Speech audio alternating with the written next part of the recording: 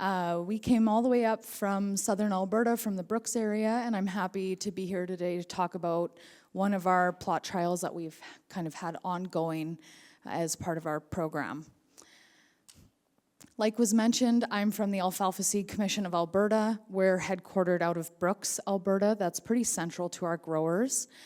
We service or serve the producers, kind of anyone growing alfalfa seed that isn't part of the Peace region, which is the bulk of alfalfa seed production in Alberta. And our main purpose is extension and research that serves our producers' needs. So and that's both on the alfalfa seed side of things, and while we're not the leafcutter bee producer commission, we do quite a bit of leafcutter bee research as well. So our growing region is actually a pretty localized area in Southern Alberta, focused on just a few of the irrigation districts, which kind of sets us apart from some of the other seed production across the prairies. And we're kind of encompassed in the Eastern Irrigation District, which is the northern region, surrounding Brooks, and then Bow River, St. Mary's, and a little bit of the Lethbridge irrigation systems, which allows us to really tightly control how much water we're putting on our crops, depending on what Mother Nature is doing on her own watch, but that allows us to really tightly control that through the season and stress our crops for that production of seed when needed. Just for interest's sake, and I apologize if you saw this during the industry updates yesterday, I wanted to just show kind of how much acreage there is for alfalfa seed production across the prairies. And so in total, in 2024, you can see that there was 44,000 acres of alfalfa seed production across the prairies, and Alberta was responsible for almost 18,000 of that. We came in just below Saskatchewan last year, but the previous year it was flip-flopped the other way. And then Manitoba pretty consistently has about half as much production as Alberta or Saskatchewan. Again, there's some differences in terms of poundage that is produced, given that we're under irrigation, so we're able to pull off a bit more poundage compared to the other provinces, but acreage is pretty equal across Alberta and Saskatchewan. The historical average for alfalfa seed production across the prairies is right below that 40,000 acres mark, although, of course, we've seen historical highs over the last few decades and have kind of come down from that in the last 10 to 15 years. Okay, I just want to talk a little bit about our research program. Like Talon said, we do quite a bit of pest management, integrated pest management, with major focus on lygus and weevil, and specifically looking at our insecticide-resistant populations for alfalfa weevil. We also do quite a bit of product testing, so we have a great partner in Farming Smarter out of Lethbridge that we're able to partner with them, and they'll do plot trials. This is everything from insecticides, herbicides, desiccation products, and I'll be sharing about our PGR products in just a few minutes. We just wrapped up many years of disease monitoring to predict our risk to blossom blight, and again, we do a lot of research with leafcutter bees, looking at parasitoid control, health, viral load monitoring, etc. So kind of a broad swath of different research projects. But it often comes back to management, and we're always trying to find strategies that allow our producers to avoid risk. We want to maximize what they're getting off for seed yields and ensure that all of their hard work through the season isn't lost at the end when harvest is coming off. And harvest is typically in September, although it can be as early as the very end of August, but that's not very common. But it can stretch well into October if we're waiting for seed to ripen or waiting for those fields to dry down and be ready for harvest. This puts us at risk for seed losses. Often if you have a snow event come early in the season or a big wind event, that can really knock some of those seeds out of the pod, and you'll lose it on the ground and not put it through your machine and to the seed cleaners, which isn't ideal. And then as we reach the end of September and are moving into October, we know our days are shortening. So the ability for that humidity to burn off becomes really limited, and our guys are often only hitting the combine for a few hours a day at best during that season. So we're kind of interested in things that can help harvestability, improve, excuse me, how quickly that can happen, and how early in the season. And you can see just at the bottom how quickly our average temperature per day is dropping off and limiting those windows for harvest. And so factors that go into harvestability, of course, we're trying to reduce those seed losses and improve just the ease of harvest, so it actually going through a combine. And so we're trying to find options that help us refine the timing of harvest to maximize that seed capture, avoid the weather conditions that I mentioned when possible. It's not always possible. We are often working around Mother Nature.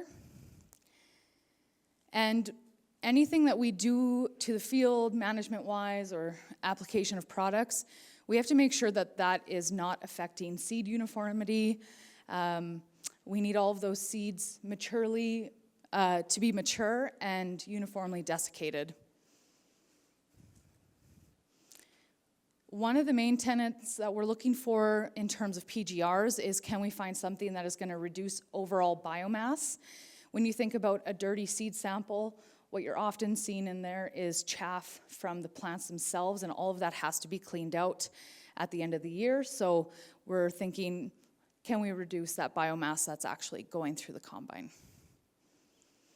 And we have to do all of this without any risk to seed quality. No reductions in germination.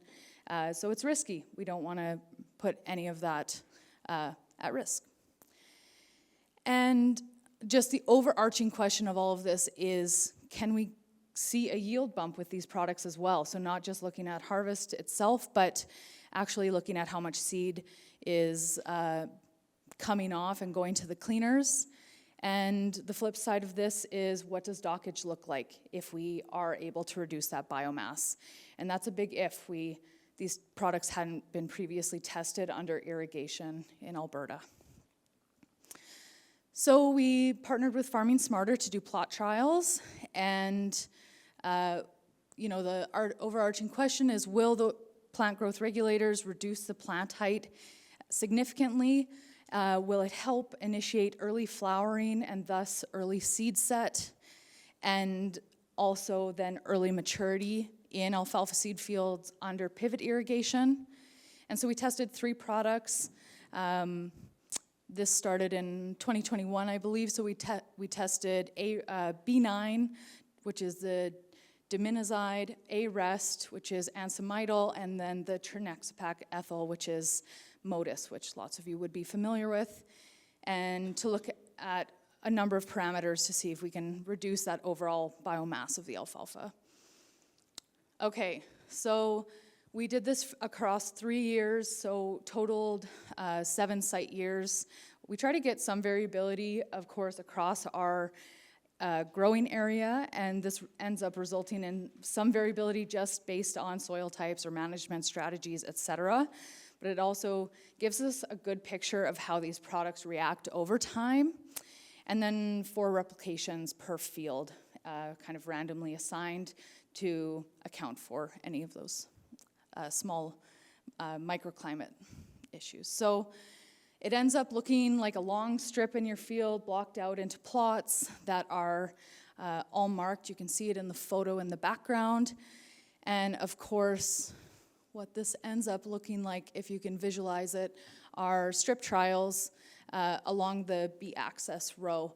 And looking ahead, you can kind of maybe get a precursor of what some of the results might be if you can see that strip with the lighting there. Okay, results. So the only product that significantly shortened plant height, and something to keep in mind as we were testing these products at the upper end of their label rate, which is often a question at the end, so I'll say it now, is Moddus. So Moddus did reduce plant height significantly, so although it's not like it was a 50% reduction. It was maybe 10 to 12 centimeters. And I'm going to come back to that picture at the end and talk about it a little bit. In terms of maturity ratings done in August, which helps us estimate when we should be desiccating our fields, what we found is, likewise, Moddus was the only one that demonstrated earlier maturity. This was 67.5% brown curls compared to more like 55% in the other treatments. And you'll see that, you know, the other treatments are not different from the check plots. So no efficacy observed there.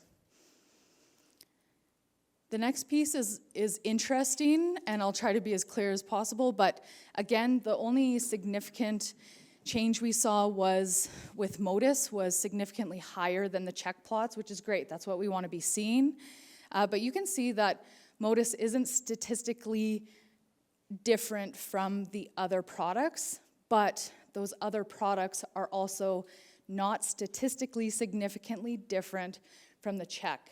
And so what this means is while we saw a numerical increase with using A-Rest and B9, it's not significantly so that we can draw a conclusion that, yes, we saw a bump in yield for those products, even though that numerical increase was observed. So that can maybe be variability in the data. Maybe more data would elucidate the increase there, but we can't say for sure. But we can conclude pretty strongly that Moddus helped with yield.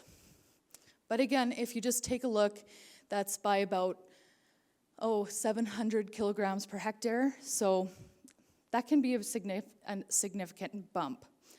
And the flip side of this is looking at dockage. So you can get a bunch of seed into the truck, but if you lose a ton of it to dockage, that reduces your overall yield as well. And so what you can see here is that Moddus really helped with dockage too. So that's going to be that piece where that lower biomass is likely contributing to just a cleaner sample going into the truck and requiring or just coming out cleaner after that dockage. And these are dockage estimates, so at Farming Smarter they have a set of sieves and some rollers to run through for dockage estimates, so it should be pretty reflective to what we see in industry.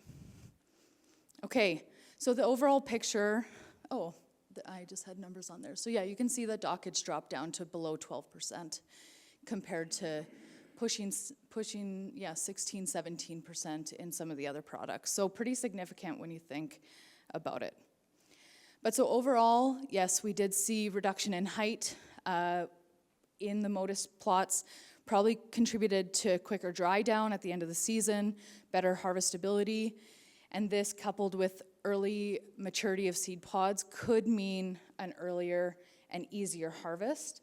So again, if that earlier maturity in August can be correlated to when you should desiccate, then that suggests that maybe producers can get away, if they're using a PGR that produces that earlier maturity, maybe they can desiccate and get that crop off before we hit weather events in September or October. So those Moddus plots demonstrated higher yield and that lower dockage, which is great. I just want to talk about next steps as well. So last year we started kind of the next phase of this. We said, okay, great, Moddus seems to work great at the very highest rate possible, which is, I think, about $70 per acre-ish. It's pretty expensive. And so we thought, we need to refine this. There's multiple ways that this is applied in other crops. Some crops use a single application. They target different maturity stages. Some of them use a split application. So we thought we need to dig into this particular product to see if it can be more economical for our growers. And so what we did is design the next round of plot trials that'll happen between 2024, this year, and then next to, again, get that breadth. And we'll be looking at multiple rates, so kind of a high and a low. This is based on the ryegrass rate on the label, and hoping to be able to bring that down for cost per acre. We'll also look at single versus multiple applications and the implications of how that stacks up with our other product application in our fields, and then looking at timings as well. So the recommended application timings are pretty tight. Those plants are pretty small. Sometimes it's only a 7 to 10 day difference for application, so looking at that as well. And I don't have enough data to draw meaningful conclusions from the first year of this, but I will just show you this photo from one of our great collaborators that lets us into his field to do pretty much whatever we want. And this is looking at actually the 2x of the high rate, which is just for crop tolerance. You would never be approved to apply it at that high rate versus one of the other rates. And what you can see is that for 2 plots that had the same density of plants across, we did not yet have the closing in of canopy. So it was just very interesting. You could see it from a mile away to see how heavily this kept those plants short, in that we weren't even seeing the closing of the canopy at, I think this was about mid-June. So these products do work. We just need to really dig into how to make this affordable and effective for farmers in a meaningful way that can let them still harvest a little bit earlier. Okay, I think I'm well under time, but if you have questions or if you ever want to reach out and chat plot trials or anything else, my contact info is up here. Thanks.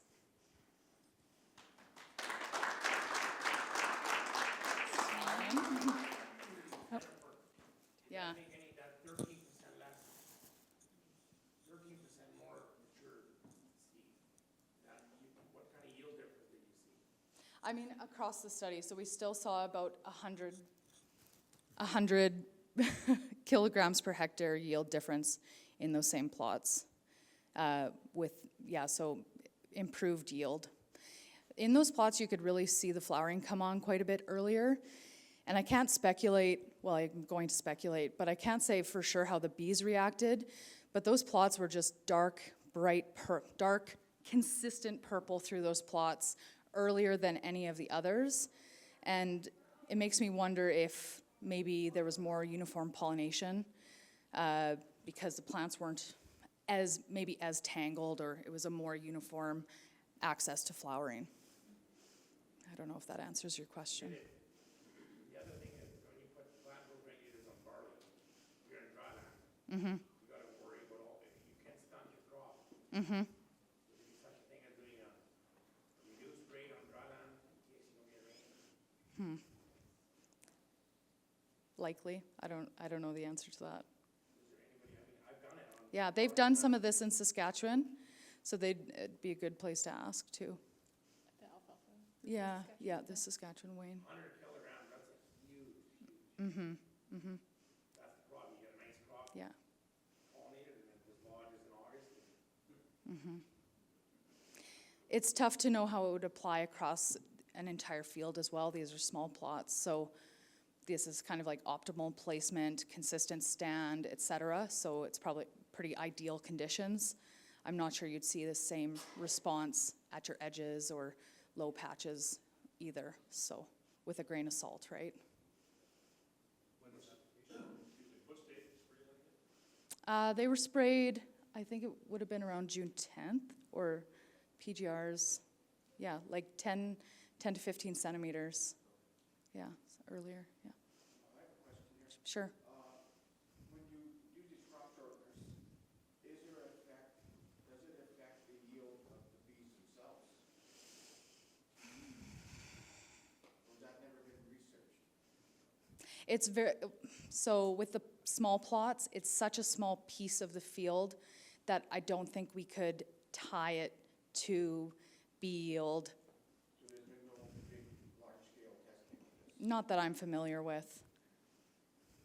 It didn't seem to affect all of the plots still flowered and everything, so I would assume it's fine. But questions about what it does to pollen quality, that would be something worth asking for sure. But yeah, as far as I know, none of the farmers reported any concerns with the bees to me across any of the years.